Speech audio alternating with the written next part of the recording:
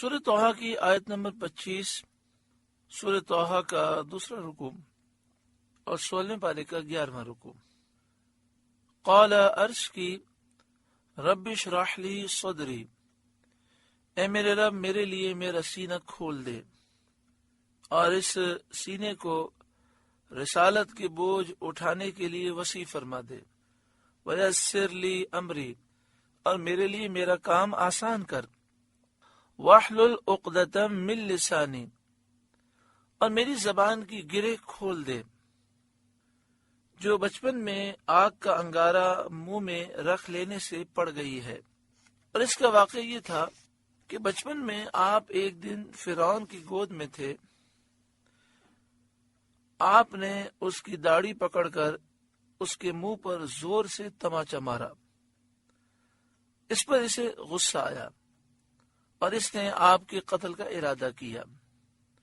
حضرت آسیہ نے اس کو سمجھایا کہ اے بادشاہ، یہ ناسمجھ بچہ ہے، کیا سمجھے؟ تو چاہے تو تجربہ کر لے۔ اس تجربے کے لیے ایک تشت میں، سمجھ لیجئے کہ ایک ٹرے میں آگ اور ایک تشت میں یاقوت سرخ، لال رنگ کا ہیرا یاقوت سرخ آپ کے سامنے پیش کیے گئے۔ آپ نے یاقوت لینا چاہا، مگر فرشتے نے آپ کا ہاتھ انگارے پر رکھ دیا اور وہ انگارہ آپ کے منہ میں دے دیا۔ اس سے زبان مبارک جل گئی اور لکنت پیدا ہو گئی۔ اس کے لیے آپ نے یہ دعا کی، یفقہوا قولی، تاکہ وہ میری بات سمجھیں۔ یہ جو آیات ہیں رب اشرح لی صدری سے یفقہوا قولی تک، یہ 4 آیات ہیں۔ اگر ہر نماز کے بعد اسے 3 دفعہ پڑھ لیا جائے تو اس سے انشاءاللہ سینہ کھل جائے گا، اور اگر کسی کے سینے میں گھبراہٹ جھجک ہوگی وہ بھی انشاءاللہ دور ہوگی، سینہ نور سے روشن ہوگا، سارے معاملات آسان ہوں گے، زبان کی لکنت ہے تو وہ بھی دور ہوگی، اور اللہ تعالیٰ وہ فصاحت عطا فرمائے گا کہ لوگ اس کی بات کو آسانی سے سمجھ لیں گے۔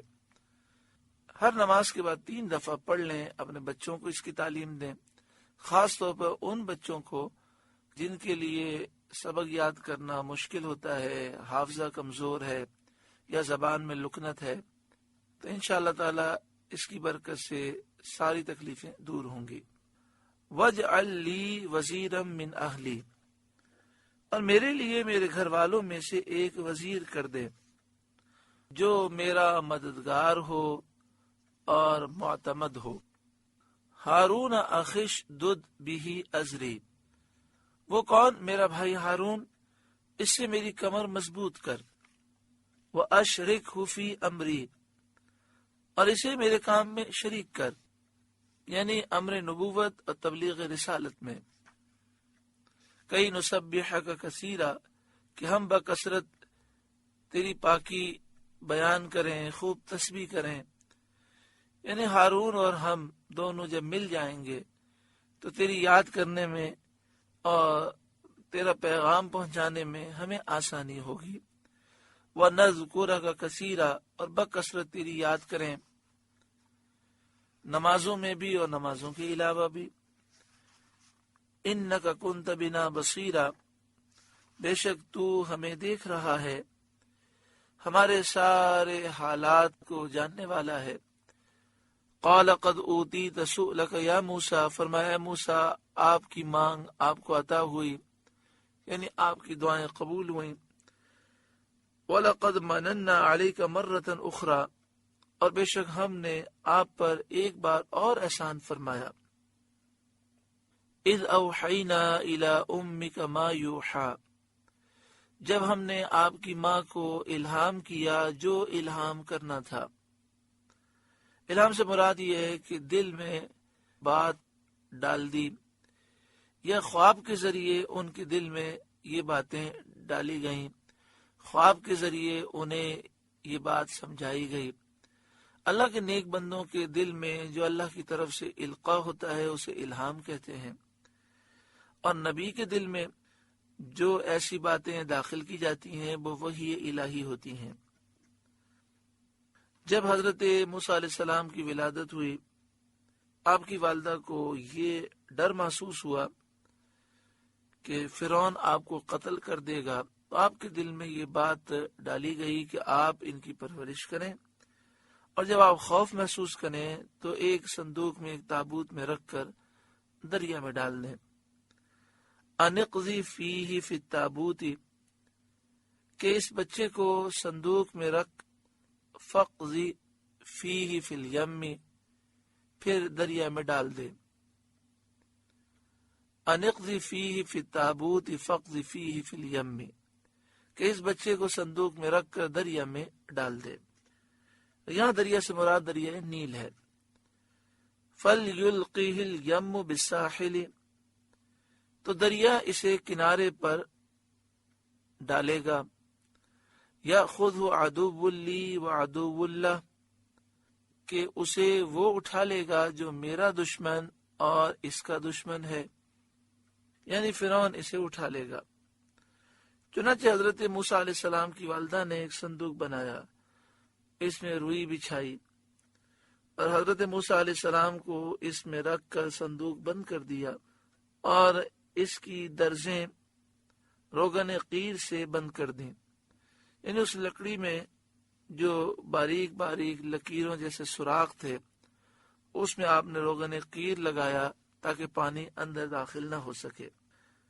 پھر اس صندوق کو دریائے نیل میں بہا دیا۔ اس دریا سے ایک بڑی نہر نکل کر فرعون کے محل میں گزرتی تھی۔ فرعون اپنی بیوی حضرت آسیہ کے ساتھ نہر کے کنارے بیٹھا تھا۔ نہر میں صندوق آتا دیکھ کر اس نے غلاموں اور کنیزوں کو اس کے نکالنے کا حکم دیا۔ وہ صندوق نکال کر سامنے لایا گیا، کھولا تو اس میں ایک نورانی شکل فرزند، جس کی پیشانی سے وجاہت اور اقبال کے آثار نمودار تھے، نظر آیا۔ دیکھتے ہی فرعون کے دل میں ایسی محبت پیدا ہوئی کہ وہ آپ سے محبت کرنے لگا، اور عقل و حواس اس کے بجا نہ رہے، اپنے اختیار سے باہر ہو گیا۔ بعض مفسرین نے فرمایا کہ یہ نکالنے کا حکم حضرت بی بی آسیہ نے دیا تھا، اور جب حضرت بی بی آسیہ نے دیکھا اور چومنے لگیں تو فرعون نے دور سے یہ کہا کہ مجھے یہ لگتا ہے کہ یہ بچہ میری سلطنت کو برباد کرے گا، میں اسے قتل کر دوں گا۔ تفسیر مدارک میں ہے کہ حضرت بی بی آسیہ نے کہا کہ آپ ایسا نہ کہیں، یہ بچہ تو میری اور آپ کی آنکھوں کی ٹھنڈک ہے۔ تو فرعون نے کہا کہ تیری آنکھوں کی ٹھنڈک ہو سکتا ہے، میری آنکھوں کی ٹھنڈک نہیں ہے۔ تفسیر مدارک میں ہے کہ نبی اکرم صلی اللہ علیہ وآلہ وسلم نے فرمایا کہ حضرت بی بی آسیہ رضی اللہ تعالی عنہ نے جب یہ کہا کہ یہ بچہ میری اور تیری آنکھوں کی ٹھنڈک ہے، تو آپ کو تو نہیں معلوم تھا کہ یہ نبی ہیں، لیکن نبی کی تعظیم انہوں نے کر لی، تو بے خیالی میں نبی کی تعظیم ہو گئی۔ اللہ نے اس پر بھی آپ کو صلہ دیا، اور حضرت بی بی آسیہ کو اللہ تعالیٰ نے اس جملے کی وجہ سے ایمان کی دولت عطا فرمائی۔ پیارا آقا صلی اللہ علیہ وآلہ وسلم فرماتے ہیں، اگر فرعون اس موقع پر یہ کہہ دیتا کہ ہاں یہ بچہ میری آنکھوں کی بھی ٹھنڈک ہے، تو اس جملے کی وجہ سے اسے بھی ایمان نصیب ہو جاتا، کیونکہ اللہ والوں کی تعظیم دنیا میں بھی انسان کو کامیاب کرتی ہے اور آخرت میں بھی کامیاب کرتی ہے۔ تو فرعون نے یہ ارادہ کیا کہ میں اس بچے کو قتل کروں گا، لیکن جب بچہ فرعون نے قریب سے دیکھا موسیٰ علیہ السلام کو، تو دیکھتے ہی اس کا ارادہ بدل گیا، اس کے دل میں آپ کی محبت پیدا ہو گئی اور یہ اپنے اختیار سے باہر ہو گیا۔ وَأَلْقَيْتُ عَلَيْكَ مَحَبَّةً مِّنِّي، اور میں نے آپ پر اپنی طرف کی محبت ڈالی۔ حضرت عبداللہ بن عباس رضی اللہ تعالیٰ عنہما نے فرمایا کہ اللہ تعالیٰ نے انہیں محبوب بنایا اور مخلوق کا محبوب کر دیا، اور جس کو اللہ تعالیٰ اپنی محبوبیت سے نوازتا ہے دلوں میں اس کی محبت پیدا ہو جاتی ہے، جیسا کہ حدیث شریف میں موجود ہے۔ یہی حال حضرت موسیٰ علیہ السلام کا تھا، جو آپ کو دیکھتا تھا اسی کے دل میں آپ کی محبت پیدا ہو جاتی تھی۔ حضرت قتادہ نے فرمایا کہ حضرت موسیٰ علیہ السلام کی آنکھوں میں ایسی ملاحت تھی جسے دیکھ کر ہر دیکھنے والے کے دل میں محبت جوش مارنے لگتی تھی. وَلِتُصْنَعَ عَلَىٰ عَيْنِي، اور اس لیے کہ آپ میری نگاہ کے سامنے تیار ہوں، یعنی میری حفاظت اور نگہبانی میں آپ پرورش پائیں. اِذْ تَمْشِي أُخْتُكَ، جب آپ کی بہن چلی جس کا نام مریم تھا، تاکہ وہ آپ کے حال کا تجسس کرے اور معلوم کرے کہ صندوق کہاں پہنچا، آپ کس کے ہاتھ آئے. جب اس نے دیکھا کہ صندوق فرعون کے پاس پہنچا اور وہاں دودھ پلانے کے لیے دائیاں حاضر کی گئیں اور آپ کسی کا دودھ نہیں پی رہے، تو آپ کی بہن نے کہا فَتَقُولُ، پھر اس نے کہا هَلْ أَدُلُّكُمْ عَلَىٰ مَنْ يَكْفُلُ، کیا میں تمہیں وہ لوگ بتا دوں جو اس بچے کی پرورش کریں. ان لوگوں نے اس کو منظور کیا، وہ اپنی والدہ کو لے گئیں، آپ نے ان کا دودھ قبول فرمایا. فَرَجَعْنَاكَ إِلَىٰ أُمِّكَ، تو ہم آپ کو آپ کی ماں کے پاس پھیر لائے، ہم نے آپ کو آپ کی والدہ کی طرف لوٹا دیا. کئی تقر عینھا، تاکہ ان کی آنکھ ٹھنڈی ہو، ولا تحزن، اور وہ غم نہ کریں، یعنی انہیں غم فراق دور ہو جائے. وَقَتَلْتَ نَفْسًا فَنَجَّيْنَاكَ مِنَ الْغَمِّ، اور اے موسیٰ آپ نے ایک جان کو قتل کیا تو ہم نے آپ کو غم سے نجات دی. حضرت عبداللہ بن عباس رضی اللہ تعالی عنہما نے فرمایا کہ حضرت موسیٰ علیہ السلام نے فرعون کی قوم کے ایک کافر کو مارا تھا، وہ مر گیا، اور سورہ قصص میں اس کا تفصیلی واقعہ ہے کہ حضرت موسیٰ علیہ السلام نے اس شخص کو مارنے کے ارادے سے مکہ نہیں مارا تھا، بلکہ وہ ایک مسلمان پہ ظلم کر رہا تھا. ظلم سے روکنے کے لیے آپ نے اس کو سمجھایا، جب وہ نہیں مانا تو آپ نے آہستہ سے مکہ رسید کیا، لیکن اس مکے میں جلال نبوت تھا اور وہ ہلاک ہو گیا، تھا بھی وہ کافر. لیکن جب فرعون کو یہ بات پتہ چلی تو اس نے حضرت موسیٰ علیہ السلام کے قتل کے آرڈر جاری کیے. آپ پھر مصر سے مدین تشریف لے گئے. وَفَتَنَّاكَ فُتُونًا، اور آپ کو خوب جانچ لیا، یعنی آپ کے امتحانات ہوئے، محنتوں میں آپ کو ڈالا گیا اور اس سے پھر آپ کو نجات دی گئی. فَلَبِثْتَ سِنِينَ فِي أَهْلِ مَدْيَنَ، تو آپ کئی برس مدین والوں میں رہے. مدین ایک شہر ہے مصر سے 8 منزل فاصلے پر. یہاں حضرت شعیب علیہ السلام رہتے تھے. حضرت موسیٰ علیہ السلام مصر سے مدین آئے اور کئی سال حضرت شعیب علیہ السلام کے پاس اقامت فرمائی.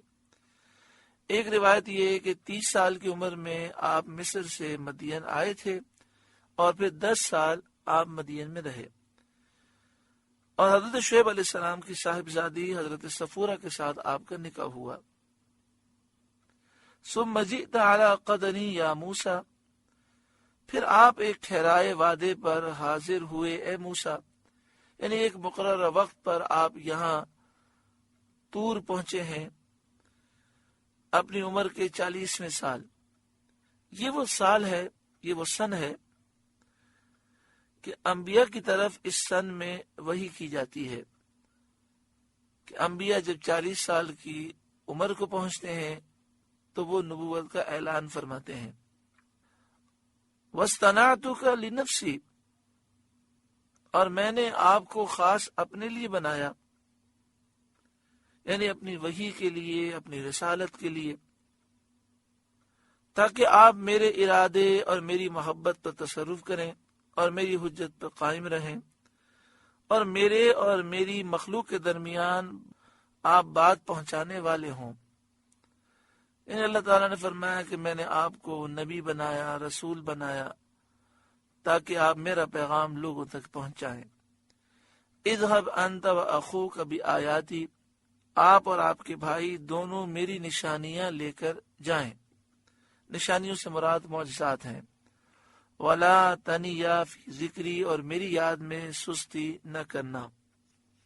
اذهبا الی فرعون انہ طغی، دونوں فرعون کے پاس جائیں، بے شک اس نے سر اٹھایا، سرکشی کی. فقولا لہ قولا لینا، تو اس سے نرم بات کہنا. لعلہ یتذکر او یخشی، اس امید پر کہ وہ دھیان کرے یا کچھ ڈرے. یعنی اس کو آپ نرمی کے ساتھ نصیحت فرمانا. نرمی کا حکم اس لیے تھا کہ اس نے بچپن میں آپ کی خدمت کی تھی. بعض مفسرین نے فرمایا کہ نرمی سے مراد یہ ہے کہ آپ اس سے وعدہ کریں کہ اگر وہ ایمان قبول کرے گا تو تمام عمر جوان رہے گا، کبھی بڑھاپا نہ آئے گا، اور مرتے دم تک اس کی حکومت باقی رہے گی. کھانے پینے اور نکاح کی لذتیں تا دم مرگ باقی رہیں گی، اور موت کے بعد جنت میں داخلہ میسر آئے گا. جب حضرت موسیٰ علیہ السلام نے فرعون سے یہ وعدے کیے تو اس کو یہ بات بہت اچھی لگی، بہت پسند آئی. لیکن وہ کسی کام پر حامان کے مشورے کے بغیر قطعی فیصلہ نہیں کرتا تھا. حامان اس کا وزیر موجود نہ تھا. جب وہ آیا تو فرعون نے اس کو یہ خبر دی اور کہا کہ میں چاہتا ہوں کہ حضرت موسیٰ علیہ السلام کی ہدایت پر ایمان قبول کر لوں. حامان کہنے لگا میں تو آپ کو عقل مند اور دانا سمجھتا تھا، آپ رب ہیں، بندہ بننا چاہتے ہیں، آپ معبود ہیں، عابد بننے کی خواہش کرتے ہیں. یعنی اس نے کہا کہ سارے مصر کے لوگ آپ کی پوجا کرتے ہیں، اب آپ پہلے تو رب تھے، اب آپ بندہ بننا چاہتے ہیں. نعوذ باللہ من ذالک، کیسا غلط مشورہ دیا. فرعون نے کہا کہ تو نے ٹھیک کہا، اور پھر اس نے ایمان لانے کا ارادہ چھوڑ دیا. حضرت موسیٰ علیہ السلام کو یہ جو وحی ہوئی کوہ طور پر ہوئی، آپ مدین سے مصر آ رہے تھے، راستے میں کوہ طور پر یہ وحی ہوئی. اس وقت حضرت ہارون علیہ السلام مصر میں تھے. اللہ تعالیٰ نے حضرت موسیٰ علیہ السلام کو حکم فرمایا کہ وہ حضرت ہارون کے پاس آئیں، اور حضرت ہارون کو وحی کی کہ حضرت موسیٰ علیہ السلام سے ملیں. چنانچہ وہ ایک منزل چل کر آپ سے ملے، اور جو وحی انہیں ہوئی تھی اس کی حضرت موسیٰ علیہ السلام کو انہوں نے اطلاع دی. یہاں پر بعض مفسرین نے یہ فرمایا کہ کتنا بھی جابر ہو، ظالم ہو، اسے سمجھانے کی کوشش کرنی چاہیے، اور سمجھانے میں پہلے نرمی سے بات کی جاتی ہے. جب وہ نرمی اور پیاری نصیحت کو قبول نہ کرے تو پھر سختی کے مراحل ہوتے ہیں. بعض بزرگوں نے واقعہ لکھا کہ خلیفہ ہارون رشید کو ایک عالم دین نے سختی سے نصیحت کی تو انہوں نے کہا کہ دیکھیں، اللہ تعالیٰ نے آپ سے افضل کو مجھ سے بدتر کے پاس بھیجا. یعنی موسیٰ علیہ السلام جو آپ سے افضل ہیں، اور فرعون مجھ سے بدتر تھا، آپ سے افضل کو مجھ سے بدتر کے پاس بھیجا اور فرمایا فقولا لہ قولا لینا، آپ دونوں اس سے نرم بات کہنا. تو آپ پہلے نرمی سے نصیحت کریں، اور نصیحت کی ابتدا نرمی سے ہوتی ہے.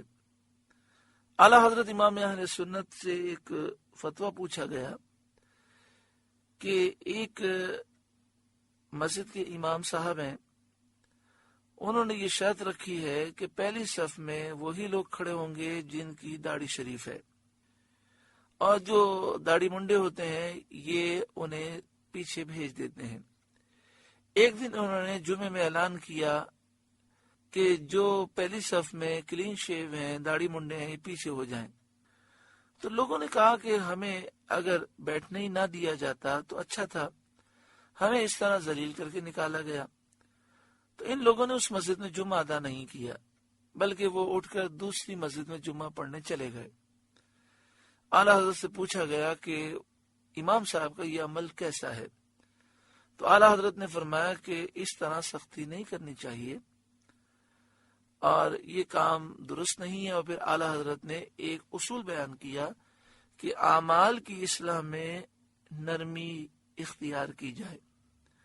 ہاں، عقائد کی اصلاح میں پہلے نرمی سے کام لیا جائے، اور جب اس کے باوجود وہ ضد کریں تو پھر سختی کا مرحلہ آتا ہے۔ پھر اعلیٰ حضرت نے فرمایا کہ جن لوگوں نے گستاخیاں کی پہلے انہیں نرمی سے سمجھایا گیا، جب وہ نہیں مانے تو پھر ان پر سختی کی گئی۔ اللہ تعالی ہمیں ان تعلیمات پر عمل کرنے کی توفیق عطا فرمائے۔ قال ربنا اننا نخاف ان یفرط علینا، دونوں نے عرض کیا اے ہمارے رب، بے شک ہم ڈرتے ہیں کہ وہ ہم پر زیادتی کرے، او ان یطغى، یا شرارت سے پیش آئے۔ قال، اللہ نے فرمایا لا تخافا اننی معکما اسمع و ارى، ڈرو نہیں، میں تمہارے ساتھ ہوں، میں سنتا ہوں اور دیکھتا ہوں۔ یعنی میں اس کے قول اور فعل کو سن بھی رہا ہوں، دیکھ بھی رہا ہوں، میں تمہاری مدد فرماؤں گا۔ فَأْتِيَاهُ، تو اس کے پاس جاؤ، فَقُولَا، اور اس سے کہو، اِنَّا رَسُولَ رَبِّكَ، کہ ہم تیرے رب کے بھیجے ہوئے ہیں، فَأَرْسِلْ مَعَنَا بنی اسرائیل، تو اولاد یعقوب کو ہمارے ساتھ چھوڑ دے، بنی اسرائیل کو ہمارے ساتھ بھیج دے۔ یعنی بنی اسرائیل کو جو تو نے اپنا غلام بنایا ہوا ہے، قید کیا ہوا ہے، اس سے رہا کر، وَلَا تُعَذِّبْهُمْ، اور انہیں تکلیف نہ دے محنت مشقت کے سخت کام لے کر۔ قَدْ جِئْنَاكَ بِآیَةٍ مِّن رَبِّكَ، بے شک ہم تیرے پاس تیرے رب کی طرف سے نشانی لائے ہیں، یعنی معجزے جو ہمارے صدق کی نبوت کی دلیل ہیں۔ فرعون نے کہا وہ کیا ہیں؟ تو آپ نے معجزہ ید بیدا دکھایا اور عصا مبارک کا معجزہ دکھایا۔ والسلام علی من اتبع الہدی، اور سلامتی اسے جو ہدایت کی پیروی کرے، یعنی دونوں جہاں میں اس کے لیے سلامتی ہے، وہ عذاب سے محفوظ رہے گا۔ انا قد اوحی الینا، بے شک ہماری طرف وحی ہوئی ہے، ان العذاب علی من کذب وتولی، کہ عذاب اس پر ہے جو جھٹلائے اور منہ پھیرے، یعنی جو ہماری نبوت کو جھٹلائے اور ان احکام کو جھٹلائے جو ہم لائے ہیں، اور جو ہماری ہدایت سے منہ پھیرے اس کے لیے عذاب ہے۔ حضرت موسیٰ علیہ السلام اور حضرت ہارون نے فرعون کو یہ پیغام پہنچا دیا۔ قالا، وہ بولا، فمن ربکما یا موسیٰ، تو تم دونوں کا خدا کون ہے موسیٰ؟ قال ربنا الذی اعطى كل شيء خلقه ثم هدى، آپ نے فرمایا ہمارا رب وہ ہے جس نے ہر چیز کو اس کے لائق صورت دی، پھر راہ دکھائی۔ لائق صورت سے مراد یہ ہے کہ ہاتھ کو اس کے لائق ایسی صورت دی کہ کسی چیز کو پکڑ سکے، پاؤں کو اس کے قابل کہ چل سکے، زبان کو اس کے مناسب کہ بول سکے، آنکھ کو اس کے موافق کہ دیکھ سکے، کان کو ایسی کہ سن سکے۔ ثم ہدا، پھر راہ دکھائی اور اس کی معرفت دی کہ دنیا کی زندگانی اور آخرت کی سعادت کے لیے اللہ کی عطا کی ہوئی نعمتوں کو کس طرح کام میں لایا جائے۔ اللہ نے انسان کو سمجھ عطا فرمائی کہ وہ اللہ کی دی ہوئی نعمتوں کے ذریعے دنیا میں بھی کامیاب ہو سکتا ہے اور آخرت میں بھی کامیاب ہو سکتا ہے۔ قال، فرعون بولا، فما بال القرون الاولی، پچھلی امتوں کا کیا حال ہے؟ یعنی جو امتیں گزر چکی، قوم نوح، عاد، سمود، کہ جو بتوں کی پوجا کرتے تھے اور موت کے بعد زندہ کر کے اٹھائے جانے کا وہ انکار کرتے تھے، ان کا کیا حال ہے؟ قال علمها عند ربی فی کتاب، موسیٰ نے فرمایا ان کا علم میرے رب کے پاس ایک کتاب میں ہے، یعنی لوح محفوظ میں ان کے تمام اعمال لکھے ہوئے ہیں، قیامت کے دن انہیں ان کے اعمال پر سزا دی جائے گی، اور جو لوگ ایمان لائے اور خاتمہ ایمان پر ہوا اور نیک اعمال کیے ان کو ان نیک اعمال کا صلہ دیا جائے گا۔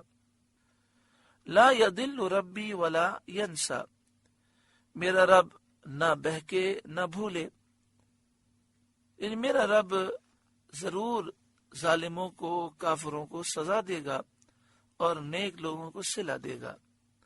الذی جعل لکم الارض مہدا، وہ جس نے تمہارے لیے زمین کو بچھونا کیا، وسلک لکم فیہا سبلا، اور تمہارے لیے اس میں چلتی راہیں رکھیں، یعنی ایسے راستے بنائے جس پر تم چل کر اپنی منزلوں تک پہنچتے ہو۔